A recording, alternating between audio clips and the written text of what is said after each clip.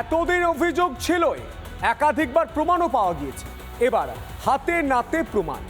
যাদের পাকা বাড়ি রয়েছে তাদের নামই নাকি জলজল করছে আবাসের তালিকায়।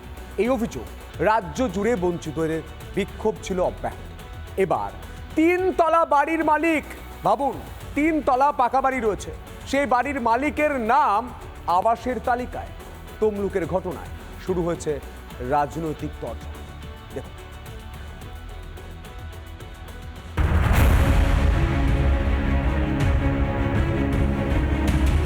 তমলুকের গণপতি নগরে একদম ঝাঁ চকচকে সাজানো গোছানো 3 তলা বাড়ি, আর সেই বাড়ির মালিকের নামে রয়েছে 2018 সালের আবাসের তালিকায়। গত 1 বছর আগেও নাকি পাকা বাড়ি ছিল কুঁড়ে ঘর, এমনটাই সাফাই দিচ্ছে গৃহকর্ত্রী। ছোট বাড়ি ছিল, এরকম টালি দিবা, এই পেপার টেপার দিবা, ঘেরা অ্যাপ্লাই করেছিলেন তো? হ্যাঁ, করা হয়েছিল। তারপরে তো এই ব্যবসা তখন পুরো বন্ধ হবার এই বাড়িটা কবে তৈরি হয়েছে? এই 1 বছর এখনো হয়। এই পেশায় পানের আড়তদার বাড়ির মালিক অভিজিৎ মণ্ডল।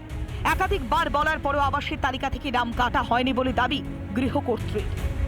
অবশেষে আবাসের তালিকা থেকে নাম যেন বাদ পড়ে তার নির্দেশ দিয়েছেন খোদ জেলা শাসক। 3 তলা বাড়ির মালিকের নাম আবাসের তালিকায় থাকা নিয়ে শুরু হয়েছে রাজনৈতিক চর্চা। 22 সালের দিকে হচ্ছে বিজেপি যখন ওটা পঞ্চায়েতে ক্ষমতাটা এলো, এবং সেই পঞ্চায়েতে ক্ষমতায় আসার পর তার পরবর্তী সময় যা দেখলো, উনি তৃণমূল কংগ্রেসের একজন দলের একটা সমর্থক, এবং সেই নামটা দেখার পর ওনারা আর কাটলেন না, ওনারা রাজনীতি করতে নেমে গেলেন। এটা সম্পূর্ণ ভিত্তিহীন। আজকে সবাই জানতে পেরে গিয়েছে। আজকে যদি ক্ষমতার হস্তান্তর না হতো 2023 সালে, তাহলে ওই ব্যক্তি ঘর পেত, এবং যে তৃণমূলের নেতারা ওই ব্যক্তির নাম লিস্টে রেখেছিল তারাও তাদের বকশিসটা পেয়ে যেত। আর কতদিন চলবে এই দুর্নীতি? পূর্ব মেদিনীপুর থেকে Prasun Banerjee report, Republic Bangla. COVID-19 অর্থাৎ কোভিডের কথা আপনাদের মনে রয়েছে, মহামারী। সেই মহামারী দেখেছি। এবার দেখুন টাকা চুরির মহামারী। ট্যাব ব্যাধি ক্রমশ মহামারীর আকার ধারণ করেছে রাজ্যে। উত্তর থেকে দক্ষিণ সব জেলাতেই বহু পড়ুয়ার অ্যাকাউন্টে, বহু পড়ুয়া যারা ছাত্রছাত্রী, তাদের অ্যাকাউন্টে টাকা না ঢুকে টাকা গেছে অন্য অ্যাকাউন্টে। একের পর এক জেলা থেকে পুলিশের জালে অভিযুক্ত। কেলেঙ্কারির অভিযোগ একাধিক শিক্ষকের বিরুদ্ধে। দেখুন,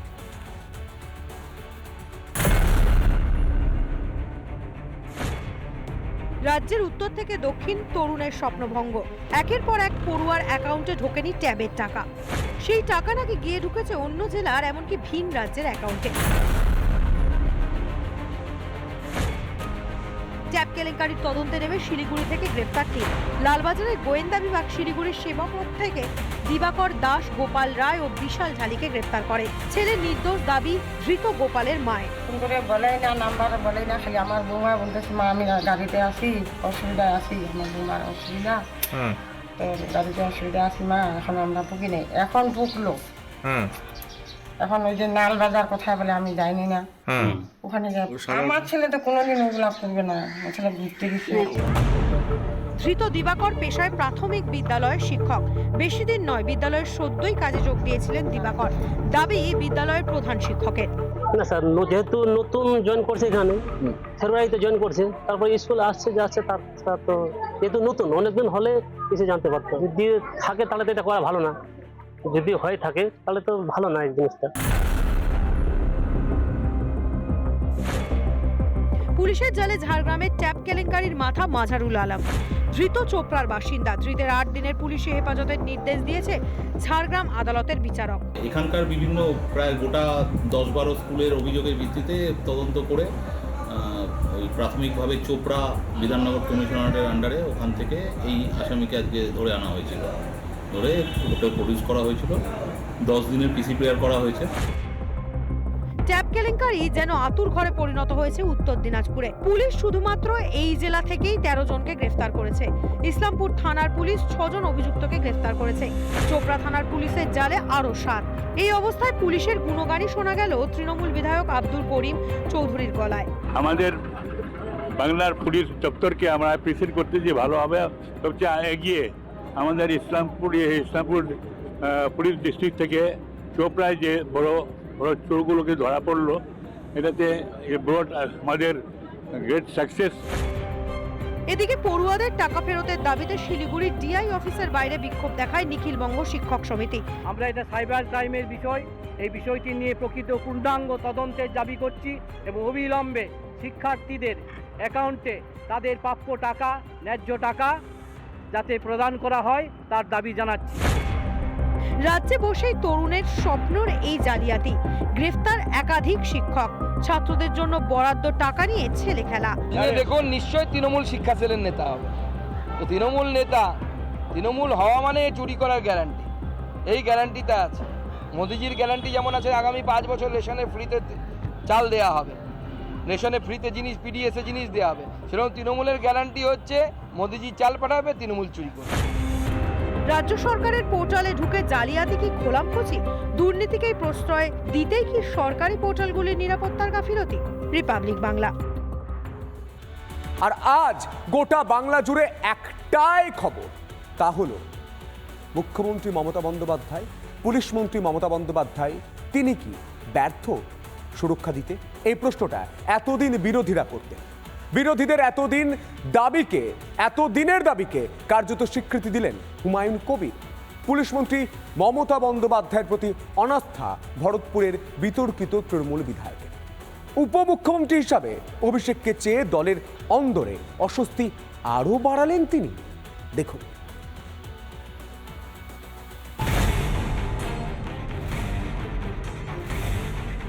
হুমায়ুন কবির মানেই বিতর্ক। বিতর্কিত মন্তব্যের জেরে ইতিমধ্যেই লাইমলাইটে ভরতপুরের তৃণমূল বিধায়ক। এবার সরাসরি পুলিশ মন্ত্রীর বিরুদ্ধে অনাস্থা আনলেন তৃণমূল নেতা, সেই সঙ্গে মমতা বন্দ্যোপাধ্যায়ের ভার লাঘবের কথাও তার মুখে। মুখ্যমন্ত্রীর কাছে আবেদন করব যে যত তাড়াতাড়ি সম্ভব, যত দ্রুত সম্ভব ওনার একটু লোড কমার দরকার। শুধুমাত্র মুখ্যমন্ত্রীর দায়িত্ব কমানোর আর্জি জানিয়ে ক্ষান্ত হননি হুমায়ুন। উপমুখ্যমন্ত্রী তথা পুলিশ মন্ত্রী হিসেবে সরাসরি অভিষেক বন্দ্যোপাধ্যায়ের নাম প্রস্তাব করে এক প্রকার উস্কে দিলেন তৃণমূলের আদি নব্যদন্ত। বা রাজ্য প্রশাসনের থাকেন, তাহলে আমার মনে হয় পশ্চিমবাংলার সাধারণ মানুষও উপকৃত হবে। হুমায়ুনের মন্তব্যকে যদিও ব্যক্তিগত বলে দায় ঝেড়ে ফেলতে চেয়েছে শাসক দল। উপমুখ্যমন্ত্রী বিতর্কে সাবধানী পদক্ষেপ কৃষ্ণেন্দু নারায়ণ চৌধুরী। মুখ্যমন্ত্রী কাকে ডেপুটি সিএম করবেন, কি কাকে মন্ত্রী করবেন, তাকে পদাধিকারটা ওনার ব্যাপার। এগুলোতে আমি তো হুমায়ুন কবির নয়, আমি কৃষ্ণেন্দু চৌধুরী। উনি যেটা করবেন সেটাকে সবাই মেনে নেবে। হুমায়ুন কবিরের বক্তব্যটা কি? হুমায়ুন ওটা ব্যক্তিগত ওনার ব্যাপার। কিন্তু একই হুমায়ুনের রক্ষে নেই সৌগত তার দোষর। রাজ্যের আইন শৃঙ্খলা নিয়ে বারবার প্রশ্ন তুলেছেন বিরোধীরা। এবার মমতার পুলিশের ভূমিকায় প্রশ্ন তুললেন বর্ষিয়ান তৃণমূল সাংসদ সৌগত রায়। কলকাতা শহরে বিহার থেকে 9mm পিস্তল আসছে, এটা তো ভাবা দরকার। পুলিশ কি করে? আমাদের যে বর্ডারগুলো আসে সেখানে দেখার কেউ লোক নেই, আর পুলিশ কাউকে ধরতে পারে না। হুমায়ুন ইস্যুতে তৃণমূলকে তোপ দেখেছে বিজেপি। ক্ষমতা দখল নিয়ে পিসি ভাইপোর ল্যাং মারামারি চলছে বলে কটাক্ষ সুকান্ত মজুমদারের। এবং ভাইপো চেষ্টা করছে পিসিকে ল্যাং মারার, পিসি চেষ্টা করছে ভাইপোকে ল্যাং মারার। আমার কাছে এরকমও খবর আছে, মাননীয় মুখ্যমন্ত্রী উত্তরবঙ্গের প্রবাসে গিয়ে, উত্তরবঙ্গের ভ্রমণে গিয়ে বিভিন্ন জেলার এসপিডিএমদেরকে বলে এসেছেন যে আমার অফিস থেকে কোনো ইনস্ট্রাকশন এলে মানা হবে, অন্য কোনো অফিস থেকে যেন কোনো ইনস্ট্রাকশন যেন মানা না হয়। অর্থাৎ এই যে ফ্যামিলির যে ড্রামা, সেই ড্রামা এই মুহূর্তে জমে উঠেছে। আমরা এখন দেখতে চাই যে শেখ শাহজাহান এবং ঔরঙ্গজেবের ইতিহাস আবার পুনরাবৃত্তি হয় কি হয় না। শুধু বিজেপি নয়, একযোগে তৃণমূলকে নিশানা করেছে সিপিএম এবং আইএসএফও। তৃণমূলের মধ্যে মমতা ব্যানার্জির সম্পর্কে আস্থা যে কমছে এবং ক্রমশই কমছে, এটা পরিষ্কার, একদম পরিষ্কার। কিন্তু এটা শুধু মমতা ব্যানার্জির সম্পর্কে আস্থা কমছে, মমতা ব্যানার্জির সম্পর্কে আস্থা আছে, তৃণমূলের সম্পর্কে আস্থা নেই। এখন মমতা ব্যানার্জির সম্পর্কে আস্থা কমছে মানে তৃণমূলের সম্পর্কে আস্থাটা পুরোপুরি কমছে, এ নিয়ে কোনো সন্দেহ নেই। হুমায়ুন কবিরের মুখ দিয়ে কেউ নিজের মত প্রকাশ করছে না তো, প্রশ্ন তুললেন নওশাদ। দলের মধ্যে নাকি একটা অভ্যন্তরীণ একটা লড়াই চলছে, ক্ষমতা রাশ কার হাতে কন্ট্রোল থাকবে, তারই কি বহিঃপ্রকাশ হচ্ছে? কেউ কে বা কেউ কি হুমায়ুন কবির সাহেবকে দিয়ে কারো মনের বক্তব্যকে ব্যক্ত করার চেষ্টা করছে? এটা হচ্ছে না তো। রাজ্যের বুকে একের পর এক ধর্ষণ, খুন, অপরাধের ঘটনায় প্রশাসনিক ব্যর্থতার কথা বারবার খবরের শিরোনামে এসেছে। সাম্প্রতিক কসবা কাণ্ড তাতে ঘৃতাহুতি দিয়েছে। আর তাতেই কি শেষ পর্যন্ত মমতার উপরে ভরসা হারাচ্ছে শাসক নেতারা?